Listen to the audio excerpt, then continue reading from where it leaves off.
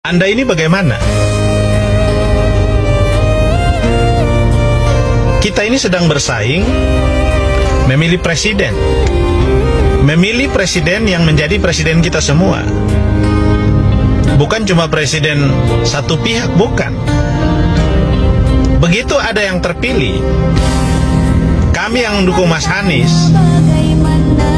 andai Pak Prabowo yang terpilih, kami setuju tidak setuju, tetap Pak Prabowo menjadi presiden kami. Begitu pula sebaliknya. Bila Pak Anies terpilih, Anda yang tidak setuju pun tetap menjadi presiden Anda. Karena itu tugas kita masing-masing pendukung dan tim adalah saling mengingatkan dan menyampaikan kebenaran terhadap orang yang kita dukung itu. Bukan hoax, bukan mencibir, dan bukan kemudian menjatuhkan, bukan.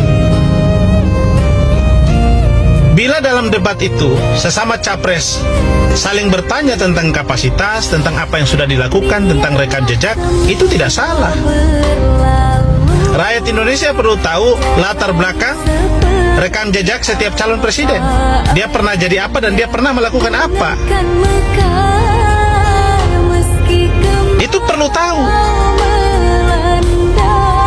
Bahwa ada fakta Pak Prabowo terlibat dalam penculikan aktivis 98, itu tidak bisa dihilangkan dari sejarah perjalanan bangsa. Bukan karena kepentingan pemilu lalu kita angkat, bukan. Itu mengingatkan kepada setiap orang bahwa ketika dia menjadi elit penyelenggara negara, bertugas dimanapun, di TNI, di Polri, menteri, presiden, apapun dia, bila dia melakukan kejahatan yang menghilangkan nyawa orang, maka itu tidak bisa dilupakan. Atau dia melakukan sebuah tindakan korupsi, kemudian dia bisa menjadi calon presiden, lalu kita biarkan, pasti Anda cibir. Bahwa dia punya hak sebagai warga negara, iya, boleh dipilih dan memilih. Tetapi hukum etik bernegara membatasi orang dengan apa? Dengan logika kita, dengan rasio kita, supaya yang kita pilih itu tidak salah. Kenapa kita mau bantah fakta? Apa oleh karena Pak Wiranto, Pak Agung Gumelar yang dulu menyatakan Pak Prabowo bersalah dan terbukti kemudian diberhentikan, mendukung Pak Prabowo, lalu fakta itu bisa kita hilangkan? Atau fakta itu bisa kita palsukan? Tidak kan? Dia tetap menjadi fakta sejarah kan?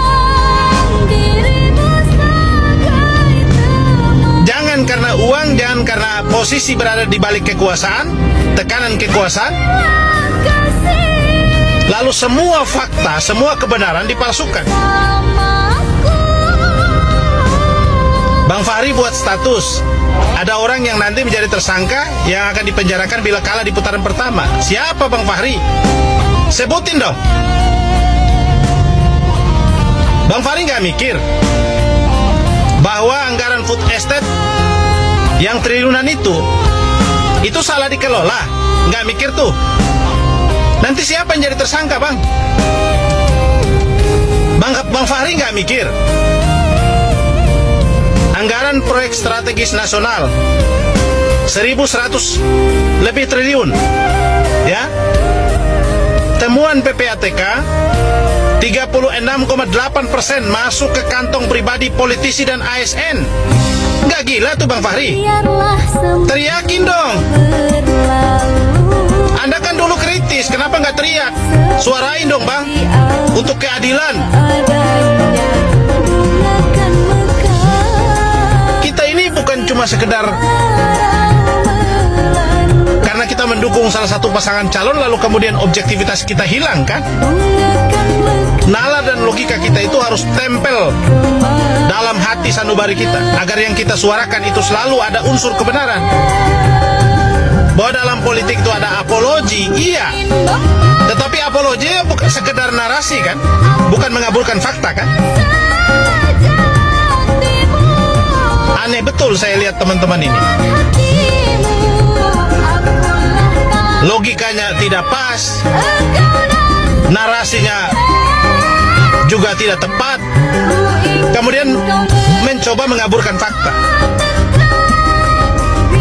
Kita kita hormati semua pasangan calon yang bersaing ini. Dan wajar kan kalau semua menyangkut calon presiden itu dibuka ke ruang publik agar kita tahu kan dia dapat harta dari mana, ya.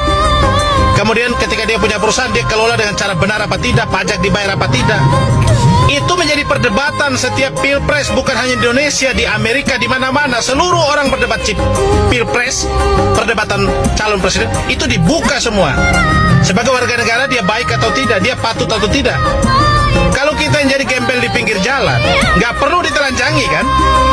Tapi kalau menjadi presiden, perlu dong kita tahu latar belakangnya, asal muasalnya. Bagaimana sih? Itu tujuan pemilu, Bang. Kita ingin supaya pemilu itu melahirkan pemimpin yang berkualitas kan. Anda lihat di dialog Kadin, dialog Muhammadiyah, semua dialog mana-mana, Anda lihat kan cara Pak Anies menjelaskan, cara Pak Prabowo menjelaskan, cara Mas Ganjar menjelaskan. Anda harus objektif. Siapa yang lebih mampu menjawab objektif dan berkualitas jawaban itu? Harusnya Anda terbuka. Cuma karena politik, karena posisi, semua orang kemudian mengabaikan fakta.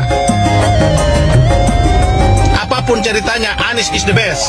Insya Allah Anies yang jadi presiden. Satu putaran